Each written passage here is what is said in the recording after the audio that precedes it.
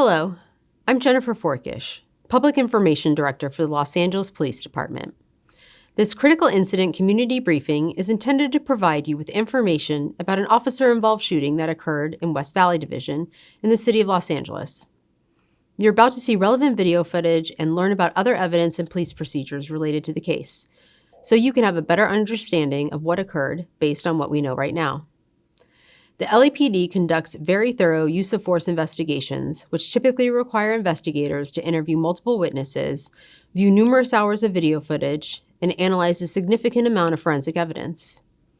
We are still at the very early stages of this investigation, which can often take up to a year to complete, and our understanding of the incident may change as this additional evidence is collected, analyzed, and reviewed.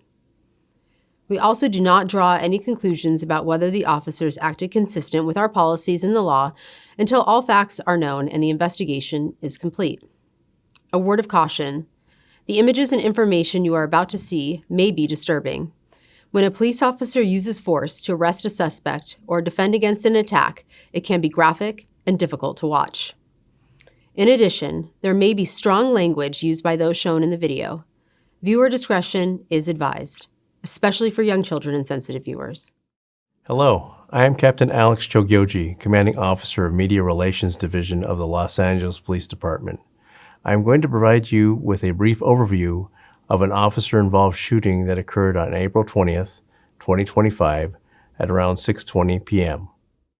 West Valley area officers responded to a radio call for a 415 man with a gun at an apartment complex in the 6400 block of Reseda Boulevard. The caller reported that the suspect was trespassing inside the apartment complex and shouting obscenities while armed with a handgun. The suspect was described as a male Armenian wearing a purple shirt and black pants, carrying a silver revolver handgun. Here is the 911 call and corresponding radio broadcast.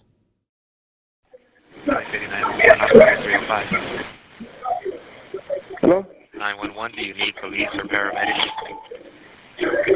No, I just went out of police department. Okay. What's the emergency?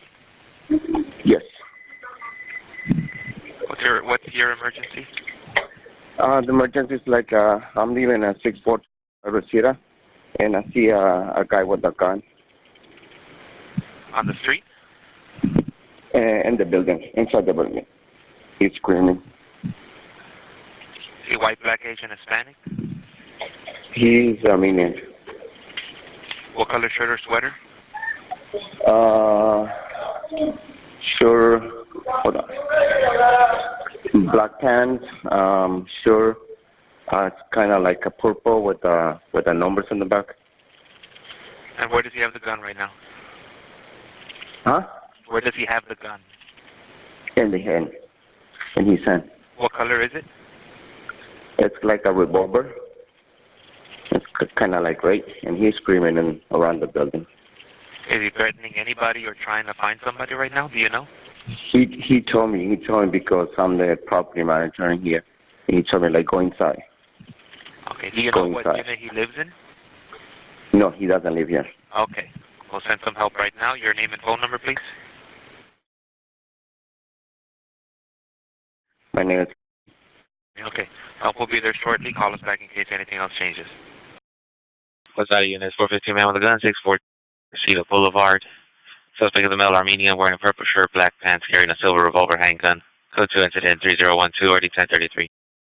The suspect was later identified as Yervan Sarobian. A portion of this incident was captured on security footage from a nearby security camera.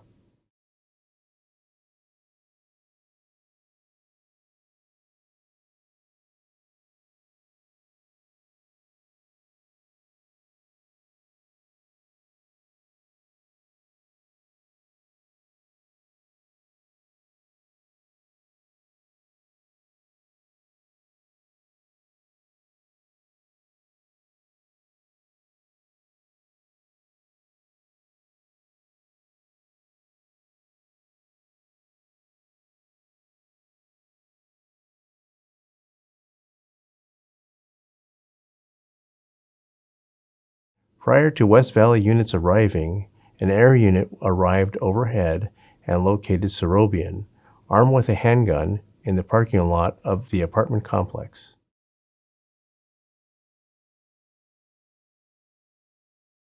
Area 18 has eyes on the suspect north side of the complex walking towards Reseda. He's pointing it at us now. Excellent. You can show us back for current location. All right, he's shooting in our direction. We're going to get a little altitude here. Let's make this a house call.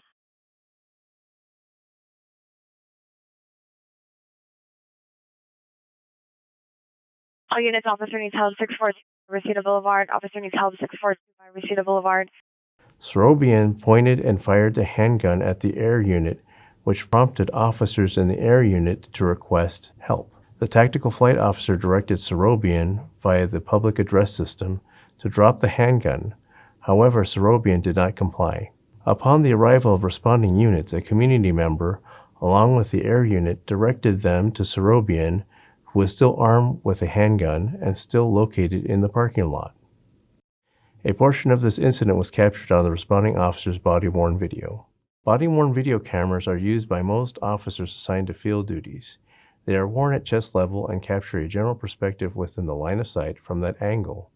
The angle of the camera prohibits viewers from seeing everything the officer saw and experienced. Upon activation, both audio and video will turn on. However, body-worn video cameras have a buffer of video without audio from the previous 2 minutes prior to activation. This feature is designed to capture incidents that occur suddenly, where an officer doesn't immediately activate the camera. Here is body-worn video from the officers involved in this incident. Let us handle business. Get back here. Currently, nobody walking around inside. We've told them to lock it down several times. Yes. I do All right, have shield only, taser, DCO, arrest team. I got 40. Sarge, you got comms. Got it. Clear. Just a resident. Sir, get back. Go in your resident. Go inside. Go inside. White shirt. Watch left. It's open left. It's clear. It's white left.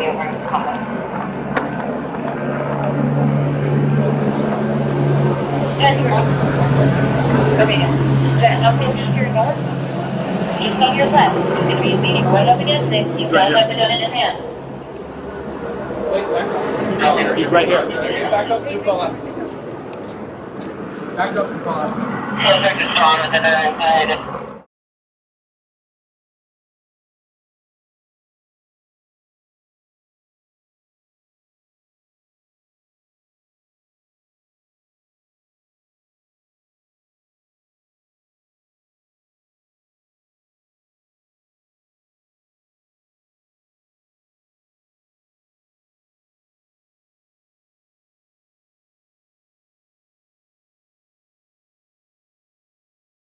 The officers made contact with Serobian and began issuing verbal commands to have him drop the handgun. However, Serobian did not comply.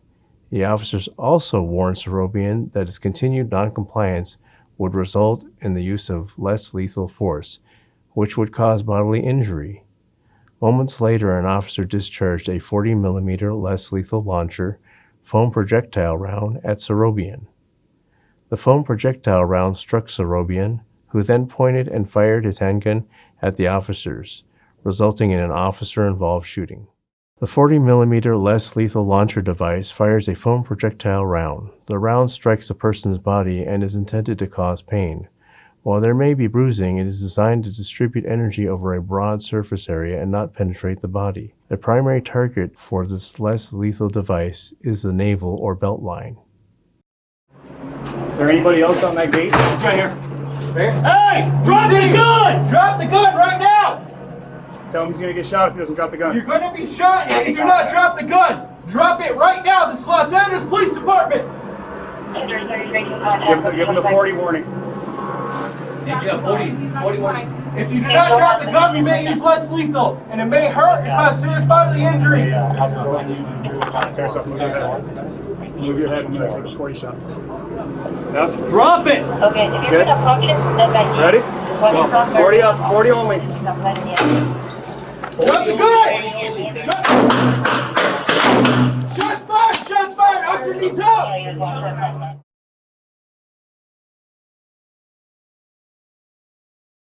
Is there anybody else on that gate? He's right here. Right here? Hey! Drop the gun! Drop the gun right now! Tell him he's gonna get shot if he doesn't drop the gun. You're gonna be shot if you do not drop the gun! Drop it right now! This is Los Angeles Police Department! 233 in contact with the suspect. If you do not drop the gun, we may use less lethal, and it may hurt and cause serious bodily injury. Yeah, I got it. I got it. Drop it! Okay, if you're gonna approach it, then back to 40 only. Drop the gun! Drop! Shots fired! Shots fired! Officer needs help! Serobian was struck by gunfire, dropped the handgun, and fell to the ground. The officers continued giving Serobian verbal commands to show his hands as he had fallen in close proximity to the handgun. However, he continued to move toward the handgun. As a result, an officer discharged an additional 40mm less lethal launcher foam projectile round at Serobian. Do not move! Let me see your hands! Where's the gun? Let me see your hands! Put your hands up right now! You hit him with the 40 again, he's moving. He's moving his arm, heads up. 40 up, 40 up, 40 only! Drop the gun! Let me see your hands! Shortly thereafter, Serobian was taken into custody without further incident. Here is additional body-worn video from one of the officers involved in the incident.